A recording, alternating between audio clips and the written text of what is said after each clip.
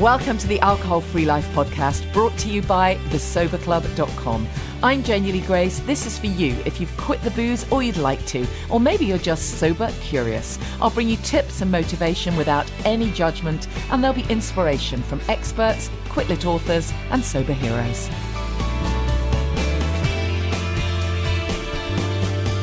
Hi and welcome to the podcast. How you doing? I hope you've had a good week.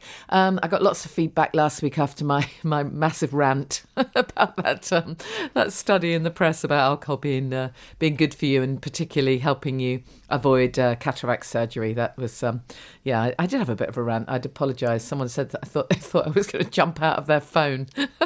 That we were listening to the podcast on.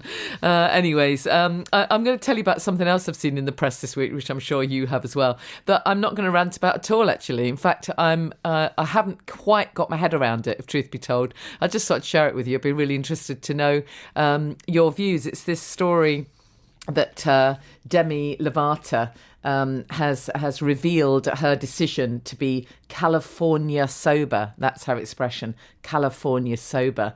And according to her, that seems to mean that she has moderate amounts of alcohol and marijuana. And I mean, this has caused one hell of a storm, it would seem.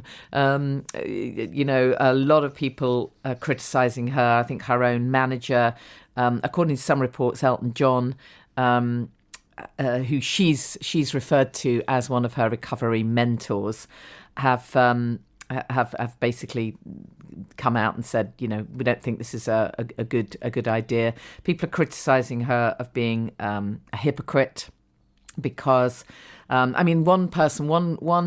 blog that I read, the guy quoted a couple of her song lyrics, which I hadn't been aware of, but apparently in Dancing with the Devil, one of the verses is one of the tracks starts with, "It's just a little red wine, it'll be fine. Not like I want to do this every night. I've been good, don't I deserve it? I think I earned it. Feels like it's worth it." And then she moves on to say, "It's just a little white line," and etc. So there's a lot of calling out of Demi Lovato here, and people are saying, effectively, this is hypocrisy. It's absolute hypocrisy to be, heralding yourself as an example, and using the word sober, I think, is what's really made people fed up. So there's quite a big old backlash against Demi from people in the recovery community who find this concerning, and then at the other end of the spectrum, there are people like Dr. Adi Jaffe, who, interestingly enough, is my guest on the podcast next week. It's a fantastic interview that I look forward to bringing you. But he, as you will find out when you listen to our discussion, has a very different take on abstinence. And his attitude is that there isn't anything else that we consider that has to be full abstinence, kind of from the off, as it were. He says perhaps the world's been wrong about recovery, that it has to be full abstinence from everything. So he says, maybe people are freaking out about the way Demi Lovato told the world her recovery is not the traditional way that we, kind of expect it to be. And as he says quite rightly, we don't know exactly what she meant by being California sober. We don't know how happy she is about that. We don't know whether it genuinely works for her. And as he says, the only thing that really matters is that whatever approach you're taking works for you. So I'm just throwing that out there at you, really. For once, I don't actually have a big old rant to deliver. Safe to say, I suppose what I would say is I would keep going back to that same question, asking her and anyone who wants to consider themselves California sober, ask yourself, would my life be better physically and emotionally without the booze? And if the answer is no, I'm good, I'm absolutely good with the amount I'm having, all good, then absolutely knock yourself out. It's just that the majority of people that listen to this podcast or join the Sober Club or contact me or follow the work that I do, have at some point gone through periods of abstinence. They've stopped drinking. They've felt so much better. It's off the scale. And then the wine witch has come along and said, you know, you've got this, you're good, may as well just have another drink. And then it's rather than reaching a nice sort of what they consider a nice path of moderation and becoming mindful drinkers, in many cases, they've gone straight back down the booze elevator extremely quickly, and it's been pretty disastrous. And then they're back again. Just this week in the Sober Club, one member said, I haven't been here for a while, I haven't connected for a while. That's always quite telling, because that's the first thing people do when they decide to go back to drinking. Often is disconnect from the people around them who have been supporting them. But she said, I haven't been around for a while. I had a decent number of days under my belt, was starting to feel great. Things were changing, things were on the mend. Then I had some stress in my life regarding family stuff, and thought, well, I've got this. One glass will be fun. Had one glass, and before you know it, absolutely full on again. Felt utterly miserable, utterly fed up with herself. Utterly stupid, actually, is how she described herself, and was totally berating herself. And her message, her overriding message was, if you're reading this and you're thinking about going back to drinking, don't do it. It's so not worth it. So for her, if I ask that question, do you really believe that your life is better without the booze, physically and emotionally? The answer is hell yes. So it comes back to that. It really does come back to, what do you really know in your heart and your gut is the right path for you? And if it's mindful drinking, then yeah, cool. Although I do always say, put some rules in place. Don't ever have a drink when you're feeling massively stressed or fearful or angry, because that will, start all those associations going again. Anyways, there you go. Demi Lovato is California sober. I don't suppose she'll be coming on the podcast anytime soon. Otherwise, I'd ask her about it, but you never know. As I say, next week, my guest is Dr. Adi Jaffe. So I'm so looking forward to sharing that with you, because, his work is amazing. And he has some controversial ideas, but I'm always good to cover all kinds of stuff on this podcast. And that brings me to today's guest, who again it's not the kind of thing I'd necessarily always cover on this show, but I just got quite inspired reading about Helen Garlick, who is a former lawyer turned author. She's written her memoir, and I was reading about the fact that she herself got sober while she was writing her memoir in lockdown. I've read the book. I absolutely loved the book. It sort of in equal measures to kind of also finding it so moving that I was kind of reading it behind a cushion, one of those. The book tackles very tricky topics, so trigger warning here really, in that it's about suicide. We can tell you that straight away. The book's called No Place to Lie: Secrets Unlocked and a Promise Kept, and it tells the story of her brother. You'll hear it all in the interview. But I just wanted to give you a heads up that it is an emotional story, and of course we do discuss the fact that she says she really didn't want this to be a depressing, miserable kind of memoir, although the subject is incredibly serious, and she does look at the whole stigma around suicide and the shame and the guilt and all the stuff that can come with it for the family. She wanted to, introduce some humour into it, and she does. She does it in a really beautiful way, actually. And I just thought the work that she's doing is great. There's a tremendous amount of hope in the story. I absolutely loved the book. So, anyways, I hope you enjoy the interview. My guest is Helen Garlick, the author of an extraordinary debut memoir, No Place to Lie, about the corrosive effect of family secrets. Oh, this is just such a story, Helen. Thank you so much for joining me. We're going to talk a bit more about your background, obviously, the fact that you were a family lawyer and mediator for over 35 years. And you now describe yourself as a courage builder. So we'll definitely talk about that as well. Just before we get into the book, just tell us a little bit about you, a little bit about your life. I think it's nice to kind of imagine who we're talking to. Yeah, hi, Janey. It's lovely to be here. Thank you so much for inviting me on. Okay, so I live in Sussex these days. I come from Yorkshire, born in Doncaster. And live on the edge of the South Downs, which actually been incredibly lucky in lockdown to be able to march out there with our dogs, Pippin and Ziggy Stardust. We had a litter of puppies last year, so Ziggy we kept. And then I've got 3 children, all young adults, and 2 bonus daughters. So yeah, that's a bit about my kind of personal life. So you were a lawyer for many years, family lawyer, and then more recently you've been spearheading a collaborative practice training for resolution. Yeah.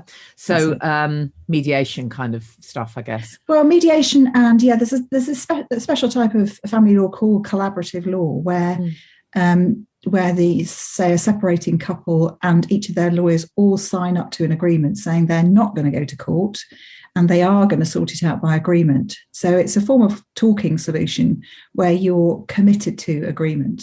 You know, and if the sort of solutions that you can get through agreements are just worlds better than the ones that the courts force on you. You can do it at your own pace. You can talk about what the things that are important to you, most definitely the children, and how the solution is going to work for everybody. So it's a talking solution. It's really good. It's actually internationally known now, but it's very strong in the UK. And if anybody's ever thinking about separating or divorce, it's a great way forward. Yeah, we'll talk more about that in a while, because well, I'm sure you won't be surprised to know that it can be a big thing, actually. A lot of people who, their lives change, they get sober and lots of things change, and not least they finally find the courage to extract themselves from something that they hasn't probably felt right in years and years and years. And so then at that point, but they're coming from a different place to the one they would have been coming from, as it were, 10 years previously, where it would have all been anger and animosity. And actually, I've spoken to some people who really they do want to separate, but they really want to do it in a way that is as amicable as possible and as kind as possible. So it seems to me that work's super important. It's huge, isn't it? I mean, yeah, I think especially when you've gone sober, but I mean, for all of us, it's good to be present with what's happening in our lives. And when you do kind of have that, I mean, I've been sober now for more or less a year, and I don't know, it's just you feel things, you see things in a different way, and you're probably living your life much closer to your true inner values than things that you thought you ought to do, you should do. Those 2 really bad words. If we kind of live our lives according to what we ought or should do, we're going in the wrong direction. So yeah, I think that it's potentially kind of way forward. You get talking about things so you can do things, you can do it creatively. And I've had clients in the past who've come to me I had 2 actually, who said they wanted to do their divorce with love. One was a yoga teacher, and one was a psychologist. And they just, they wanted to do it in a better way. Yeah, because absolutely. I think, if you're sort of thinking about in the future, when you looking back on your life and you're making these decisions now, what you try and do is the ones that you'll feel comfortable with, that actually fit you, who you are as an individual, but also take other people's thoughts into account as well. So yeah, it's a good way forward. Yeah, definitely. So you ditched the booze while you were writing the book. Tell us, we'll get on to more about that, but tell us a bit about this book then, because well, as we said in the intro there, you're sharing a family secret, family secrets, and sort of laying it all out there, warts and all. So why did you decide to write this story now? It feels a very brave thing to do. Thank you. The key part of the story, which was about what had happened when my brother died in 1981, I'd promised myself back in 1981, so that's 40 years ago now, that I would write this story. And it was just that I could not write it until my parents actually had both died. Right. Might sound a bit dramatic, but I felt it would be too exposing, too cruel for them to be forced to look at what had really happened. And yet for me, it was incredibly important to piece together the story about what had happened. My brother took his own life, and I knew that he'd done that because I'd talked to his friends. I actually had a relationship with his best friend who had also been talking about taking his life too. So I knew that David, my brother, and the person I call in the book, Nick Kane, had been talking about this. So I wanted to have a look at it because I think, suicide is such a taboo subject. It's people almost worry that if you say the word, it's going to happen to somebody else. Yeah. Whereas nowadays, once you start looking at what the signs are for people, which is a really useful thing to do. There's a brilliant charity called Zero Suicide Alliance that I'm going to be doing some work with in future. And they do this fantastic free training to find out, to help you work out what are the signs of somebody who is thinking about it, suicidal ideation, it's sometimes called, and how to have those conversations with them. So they're a brilliant charity. If you look them up, you can do that training. So going back to the book, I wanted to write that story. I had to wait until my parents had died, Janey, and then my dad died in 2014, my mum in 2017, and then she took another huge secret to her grave. And I thought, oh, okay, I'm going to have to write about that too. And it was an issue for me. Should I write two books or try and put the both of them together? But I felt there was a really strong link because both are about secrets. And I think, when you do keep a secret, it cuts you off from other people, doesn't it? You're sort of living more in your own world. And I think, and I'm not the only one, it's so much more important to kind of live your life more openly and to be, to be out there and present and not feel that you've got to keep these things, these secrets down. I think they can have a horrible toxic effect on you. So that's why I felt it was important to write the book. I mean, it must have been quite a thing writing. I mean, did you find it cathartic to write it all down, or was it agonizing? I think it was cathartic. I went through different phases in it. I think probably the first 6 months I started just writing about my mum being in a care home, where she was for the last few days of her life before she unexpectedly died. And that I really needed to get out somewhere because it was very difficult and very painful, but it wasn't really the material for a book, so it was almost like I was kind of circling around a volcanic crater, going round and round, and then realizing actually I've got to get into the hot bit, the stuff that's more powerful, that hurts potentially, but once you kind of dive down in there and you see it for what it is, then it helps. So I experienced a range of different things, and the very strange thing was when I was writing the book towards the end, it was almost as if the book was writing itself through me.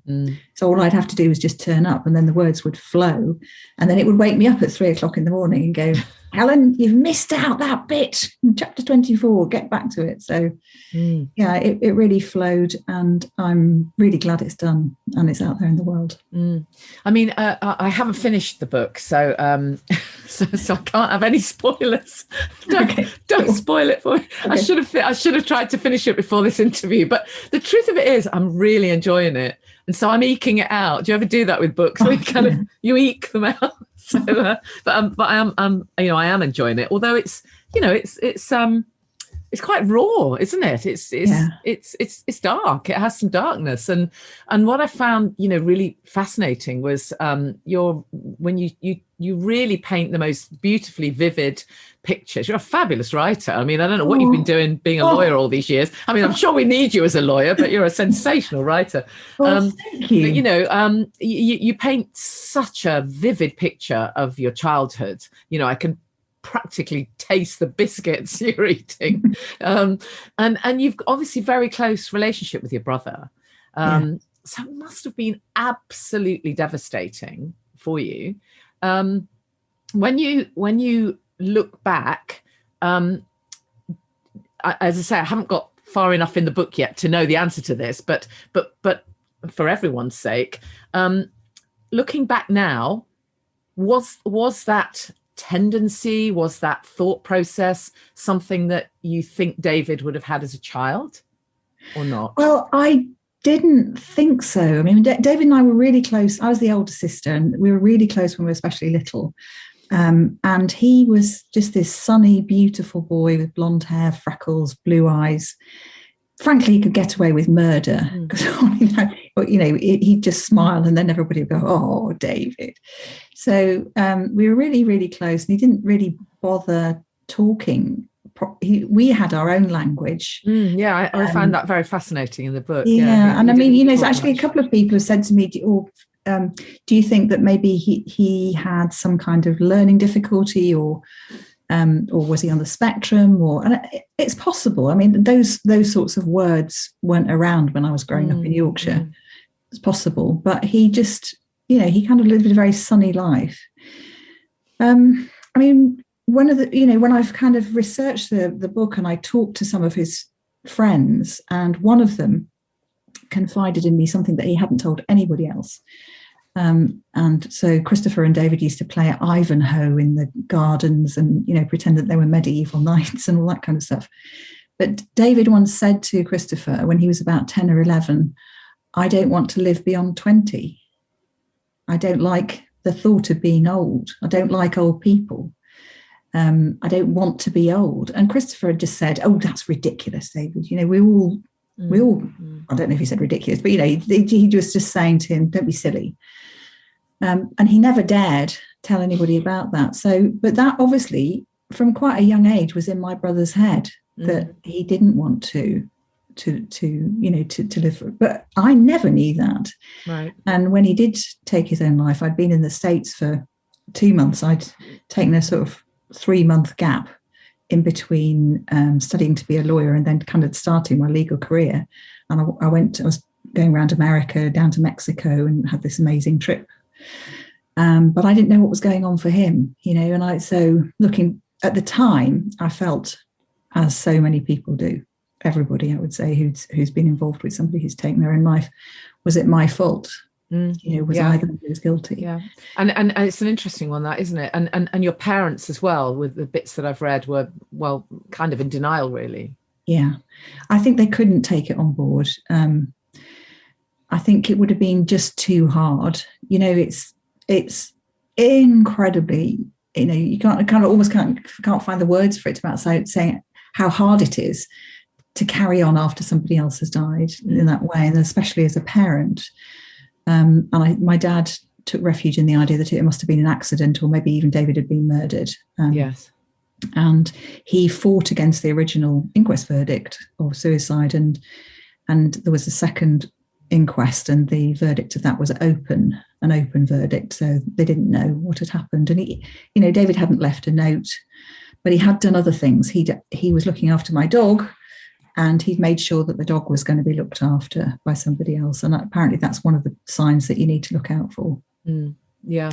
I mean, I don't have stats in front of me, but I'm sure you will have noticed I don't think I had heard the word suicide, certainly not to the extent I've heard it this year. Yeah. I mean, the suicide rates I've read are off the scale over the last year because of lockdowns and stuff. I think it's very hard to know what the actual, technical figures will be, because sometimes it takes a while for them to surface. Sometimes there are inquests, sometimes, there's a kind of examination of what had happened. But yes, they do go up. Yes, it's very likely that they will have gone up. Actually, partly, Janey, because of this terrible thing of being isolated. Yeah, exactly. That's the very worst thing that we can do to ourselves as human beings. And there's loads of studies now which show that isolation is the key killer. So underneath it all is this isolation, and we need connection. We thrive on it, and we really, we actually perish if we don't have it. And so that's what I think is one of the most worrying things. I mean, we can reach out to people through text or on the phone, or preferably, but speaking to them, hearing their voice, letting them hear your voice is so much better. But it's really tough, isn't it? Across the world, where everybody's facing this of not being able to hug people and tell them we love them, and and tell them they matter to us. That's so important. Yeah. Yeah. In the book, you describe your early childhood and the dynamic with your parents, and there was definitely some alcohol involved, to say the least, wasn't there? Your parents were drinkers. Yeah, they were. It was sort of like the 70s. They hadn't actually drunk when they were young adults. They didn't really start drinking until they got married to one another. But in the 70s, it felt very racy, pretty cool to be drinkers. Well, that's when women started drinking more as well, didn't they? Yeah, with the baby shams and whatever. Well, the baby shams and the what was it, black velvet or something, I think. But I used to pride myself of being able to drink pretty much under anybody else under the table. My parents gave us wine from a very early age to accustom ourselves to it, so that we would know how to deal with it. But I mean, it's just like, I'm just going to give you a little bit of rat poison so that your body can deal with it. Exactly. It's bonkers, just isn't a bit of heroin to get you used to it. Yeah. Exactly. So there was a lot of alcohol around. My dad drank pretty much every day until he fell over at a very elderly age and broke his hip. And then when he went into hospital, he basically went into cold turkey when he was probably about 78. But my grandmother, also my mum's mum, used to open a bottle of Anjou Rosé every morning, and at about 10:30, 11, and then would drink it in the rest of the day. So you know not to contact Granny between 10 and 3. And now, all of this, Janey, was just like normal. Yeah. Do you know what I mean? So like that was what we were. We were drinkers. We were cool. And it was then in writing the memoir, and I was writing, I was thinking, this is just so not right, and what were they doing to their bodies? What am I doing to my body? Not that I was a heavy drinker, but I would, there would always be a bottle of wine in the fridge, and I'd think of it as my mate, my friend. Yeah. Before we even get into that more, just tell me about the drinking scene, if you like, among lawyers, because for every industry, people are always saying to me, "Oh, you're in the media; they're the worst for drinking." And then I did a TED talk, and it was based around. It was organised by a whole bunch of lecturers in Norwich, and they were saying, no, the teachers and the lecturers, they're the biggest drinkers. And then, of course, everyone would say, oh, no, lawyers are the biggest drinkers. So what's the deal in that kind of career? I certainly think lawyers do drink a lot. And I think, family law is actually quite a tough thing to be involved in, because whilst one's got aspirations and intentions to make it amicable, there's some pretty grim stuff that goes on as well. You can hear about abuse, violence, children being neglected, children being played off one against the other. Some really tough things that family lawyers have to deal with. And they're not always that good at getting supervision or, being able to offload it.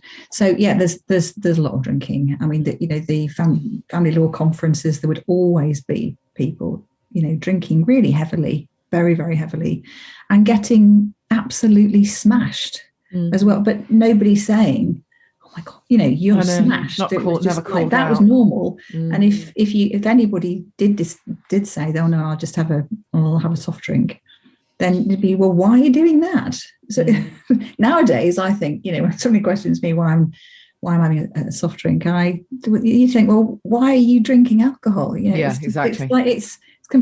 It's the wrong way around. So there's a lot of drinking that goes on. I think in the 80s as well, if you met up with another lawyer for lunch, a bottle of wine would be opened. And then maybe a second one. So you'd have a bottle of wine at lunchtime, and then probably something in the evening as well. Yeah.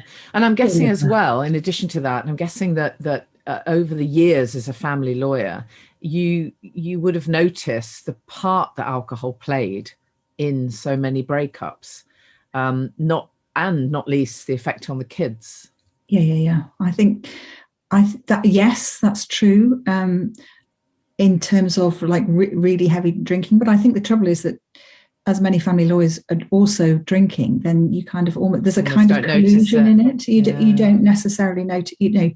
You're not necessarily as attuned to it because you think there's a kind of normal level of drinking, which might be, say, half a bottle of wine because that's what you're doing. Whereas, I think one of the things that I've just so discovered when I'm sober is that you're present. Yeah. You're showing up there and you feel all the feelings. So you can't just go, well, actually, you know what? I don't really want to have that feeling. I just, can I just stick with the happiness bit? But no, you deal with all the feelings, but you're present. You're seeing what's going on. And maybe that's why, coming back to your earlier point, that people, when they go through their sobriety journey, when they start getting sober, they wake up and go, I can't actually be with this person in future because it's having a toxic effect on me, never mind the alcohol. Yeah, exactly. So at what point did you make your decision then and to stop, and were you surprised that how difficult or how easy it was for you? Well, there were a couple of things that actually really had a big impact on me. One was I got back in touch with the person I called Nick Kane in the book. And I was worried about that because he's a sheep farmer, a lot of drinking there as well. And he used to drink a lot when I knew him, which was back in the early 80s. But I'd recorded something for Woman's Hour about these family secrets, and I knew it was going to come out. And he might have heard it on the radio. I didn't want him to hear, me talking about this before I'd notified him. So we spoke on the phone, and he told me that he got sober 15 years ago when he'd met his second wife. First marriage was a disaster. And I thought, wow, if Nick can do it, that's amazing. Because, he's kind of a bit like Heathcliff, only blonde hair and green eyes. I just never thought he would end up being sober. And then I've also got a wonderful friend called Barbara Mills, who's a barrister, QC mediator. And we met up in Kew in the Palm House. And I had actually had a sober Christmas, but I'd had some drinks the night before because it was one of my bonus daughter's big birthdays. And I met up with Barbara, and she just said, well, I've been sober now for 2 years, and it's easy. Actually, you just stop. Oh, okay. So I did, and then I wouldn't say I did find it easy. I think those first 30 days are harder, and there are still quite a few triggers for me. And, frankly, Janey, I've been grateful for lockdown because there's been less temptation. You've been in a bubble. I mean, with the actual use of the word. Yeah, exactly. So I have fallen off the wagon a couple of times. The last time was on the 2nd of October when it was my elder daughter's engagement party, and I thought I should, that wretched word again, have a glass of champagne. So, so I suppose, the 3rd of October is my sober day. But I think ultimately it's whether you're sober today or not, isn't it? That's the most important thing. So do you think it had an impact on the book that you wrote? Good question. Yes. As I saw it through clearer eyes, instead of thinking, oh, there's Granny and she's just having a glass of 2 of wine. I was thinking that's actually pretty heavy stuff that you're drinking a bottle of Anjou Rosé a day. And then I was thinking, because I think when you want to try and understand somebody, you need to hop up to the generation above, don't you, to find out what's going on there. And my aunt and I, she was sharing discussions about my granny, and I realised that she must have been physically abused by her father, who was a headmaster in Doncaster before then. And so her drinking was to kind of get away from that. Even decades later. So it is a different book. being done through clearer eyes. It's really interesting you raise that. I mean, a lot of the work that I do as a coach, I don't dig deep into it, but we always end up looking at the kind of layers of the adverse childhood experiences, and I'm sure you're aware of the ACE study, ACE. For anyone who hasn't heard of it, it's basically unbelievably fascinating to me that when you do a kind of mini quiz, as it were, of what your adverse childhood experiences were. We don't have to be talking about serious abuse or sexual abuse or the things that anyone would consider as being 100% an adverse effect. It can be much more subtle than that. It can be not feeling you were enough, and it can be much more subtle. And yet, I can't remember the statistic, but it's something unbelievable. Like 80% of people who score even a few on this list become addicted to something. You're quite right. I think there's 14 questions, aren't there? And if you score 5 or more, you will, you're heading for addiction. You're heading for worse health. And one of the questions is, were you criticised regularly? Exactly. And which again is something that it came up in the book that my dad would say to my brother, "You stupid boy," because he thought that would motivate my brother to work, whereas all my brother was hearing is, "You're stupid, you're stupid, you're stupid." So it's I'm so pleased that you work with that question. I do, because I find it really fascinating, because very often, when we start talking about drinking, there's this sense of shame and guilt that we sort of think to ourselves, well, I'm quite a bright person, and I care about health. And how did I get caught in this? Even if we're not talking rock bottom, I'm talking grey area drinkers. How did I get caught up in this for so many years? Why did this happen to me? I'm so stupid. And sometimes if you're able to see, this isn't your, in inverted commas, fault. This was as a result of adverse childhood experiences. However, of course, it's not your fault, but it is actually your responsibility to look at it now. Absolutely. And that's where you've got to do the brave bit, right? You can't just go, well, everything was crap and therefore I'm going to drink myself to death. Well, you can, and obviously some people do. But, the beauty is in letting yourself off the hook, but then being able to look at it and have that acceptance. And absolutely, that's a phrase I often use, is it's not your fault, but it is your responsibility now. And I think, there's that.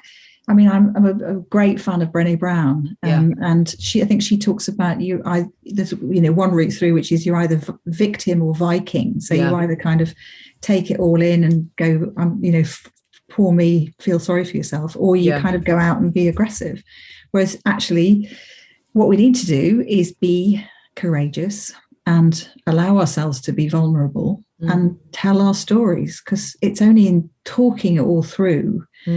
I think, in a safe space that you discover yourself, that you actually, you can see what happened to you through clear eyes, and you can be, very loving and kind to yourself and gentle with yourself about, actually, it's, this was really tough shit that I went through. Absolutely. And, I think I've done brilliantly in even surviving, but let's just now take it to a different level, which is about thriving and opening up to the kind of the joy of living in your body in this extraordinary time that we are living. And I think, as well, when people have properly stepped into that new identity of who they really are without the booze, that they've been kind of covering up their real self all these years. From that place of knowing who you really are, most of us actually start to like ourselves a bit more, people who've been in self-loathing for years. But from that place, you can make better decisions and be kinder. And that, brings us back to the work you've done around relationships, of course.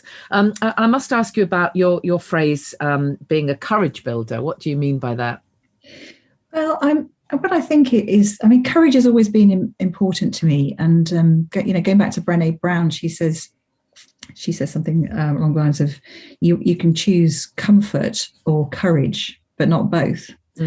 And that was important for me when I was writing the book, and I've been talking about it, because it hasn't always felt like a very comfortable place. Sometimes I'd far rather be, like the child I was underneath a willow tree with my books and my dog and just letting the world go away. But I think it is important to blaze pathways to talk about our stories and to be vulnerable and say it's okay. Actually, you can talk about this stuff and you don't die. Actually, it's important to own it and to have agency over it. So, Brené Brown also talks about stepping into the arena. I wish she'd used a different analogy, because it's like, I really don't want to be a gladiator. Do you know what I mean? It's never going to end well, is it? The lions are going to win. But it is something about stepping out there into the world and owning the stories that you want to share and sharing them. And we know that, there's such a commonality of human experience in many ways. And when we tell our stories and ask our questions, it'll resonate with somebody somewhere. There are billions of people on the planet, and we can help other people by owning our truth and kind of grabbing it and taking agency over our own life story and what's going to happen to us in future. Yeah, absolutely. It's that power of connection again, isn't it? Yeah. I'm interested in this work that you're doing, this walk to fundraise for charities. Yes. Well, that's now 2023. Right. Okay. Because we've got a family wedding next year, so we've had to push it back like so many people. But we're going to walk from Land's End. My husband Tim and I are going to walk from Land's End to John O'Groats. Wow. With our dogs, Pippin and Ziggy Stardust, and we're going to stop off en route in village halls or football stadium, you never know, to talk about the importance of talking. Right. So to talk about family secrets and what effect they have on you, and the importance of talking, and actually how you can talk in a safe space, and how to make it okay for you. So that's the plan. So this is to fundraising for charities that are dedicated to suicide prevention and wellbeing. Yes, yes. I'll be fundraising for Zero Suicide Alliance. Tim will be fundraising for Grief Encounter, which is a nice charity which helps where a child has died a young child has died or parents have died. They help the family kind of deal with that tragedy. And again, through a talking therapy, and we'll probably raise money for Samaritans as well, because Samaritans just a terrific organisation. They're there. Yeah. So Silver Lining Tour. We will be setting off probably on the 1st of March 2023. And if you want us to be on your village hall or wherever en route, we're really happy to talk about it. It's one of the things I've found about the book, is I've had so many amazing messages, letters, emails and so on from people, and it seems to unlock things for readers, and then they want to tell their story as well. So I'm hoping that we will.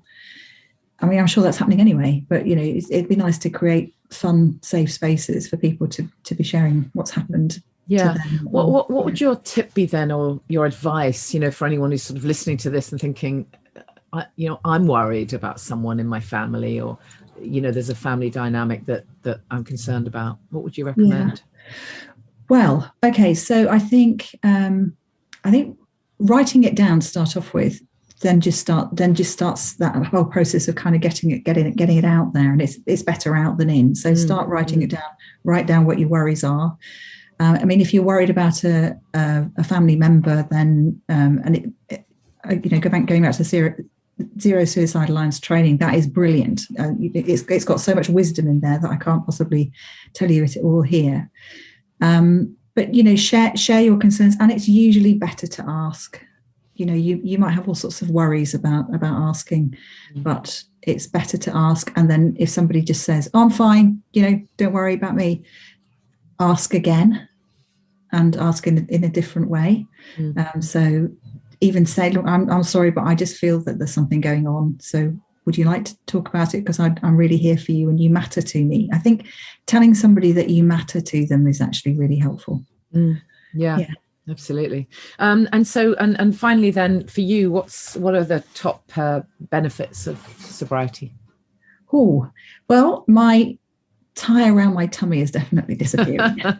Not as fast as I'd like, but it is definitely disappearing. There's that kind of like guilt-free waking up in the morning. It's like you wake up and you don't have to go, oh, did I say? Oh. Yeah, it's the best thing, waking up sober. Really is. It's so true. And sleep. I just, instead of kind of having anxious sleep, I have really deep sleep.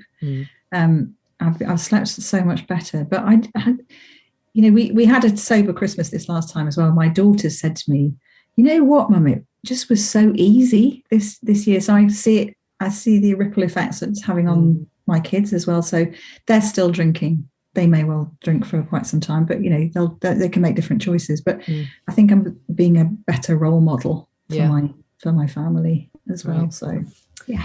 Thank you so much. The book is No Place to Lie, and my guest was Helen Garlick. I really appreciate it, Helen. Thank you. It's been great being here. Thanks so much, Janey. Thank you, Helen. And if you are, if you do want to contact the Samaritans, as Helen said, she's doing that fundraiser. And if you're in that situation, you do want to contact the Samaritans. Just a reminder that the number is 116123. I wanted to let you know that I've got some great competitions. I constantly forget to tell you about the competitions, but we're lucky enough to have some brands who work with us and offer us some competitions. And, you've got to be in it to win it, right? You've got to enter. And it's simple and it's quick and it's easy. So if you check it, I'll put the link in the show notes. And just a reminder that we've still got some Mockingbird, the alcohol-free tequila, to give away. We've got some Sir James 101 to give away. We featured them last week. We've still got some Jimba. That one's going to be closing soon. It's just the most fantastic drink. Really, really loving that right now. I'm loving all of these. The Low Tide Brewing Company, we've got a mixed pack of those. The Highball cocktails, we featured them on the podcast a few weeks ago. Wilfred's Aperitif, which is a super unusual, lovely drink. And then Better Without, I interviewed Johnny a few weeks ago. We've got a hoodie to give away and some beers from Sober Source. And I think we've still got some Busha kombucha to give away as well. So we've got some great competitions. Have a look at the link there in the show notes. Just a reminder that our Champneys retreats are booking and selling out quite fast. The May one is booked and only has a waiting list now. We've got one at the end of June. I think there's one in July as well, and there's one in September. It's obviously a small number of people, and it's great if you're sober curious, thinking about doing this, or if you've been sober for years and years, because we focus very much on self-care. It's called Self-Care and Sobriety. So it would be great to see you if that resonates. They're based at Champneys in Tring in Hertfordshire. Also, must remind you that my book is out. I think I've told you that before, haven't I? How else is a gal going to promo her book in lockdown? Come on. It's called Happy, Healthy, Sober. Ditch the booze and take control of your life. So please leave me a review. If you're able to get a copy, leave me a review, please, if it's nice. And of course, I love getting your feedback on the podcast or the book or anything else you'd like to chat to me about. So you can find me on social media at Janey Lee Grace, or you can obviously check out thesoberclub.com. We are still open for members at the moment. Going to close up soon because I'm going to be focusing on my Platinum Awards, which is the thing that I do every year where I'm focusing on natural health and well-being products and services. So I don't want to be promoting the Sober Club or, trying to, we're just going to hole up with our members and do some nice stuff for everyone who's in the club. So don't miss out on the opportunity to join us. It's very low cost and high value. Well, of course I would say that, wouldn't I? There's some amazing stuff in there. We really do cover so many amazing different topics, and the support and accountability is great. And it's small, by the way. I think sometimes people think that the Sober Club is like one of those kind of big things where you've got thousands of members. Absolutely not. It's very small. So you're kind of nurtured and, looked after. So if you want to be part of it, then check it out, thesoberclub.com. I'll see you same time next week.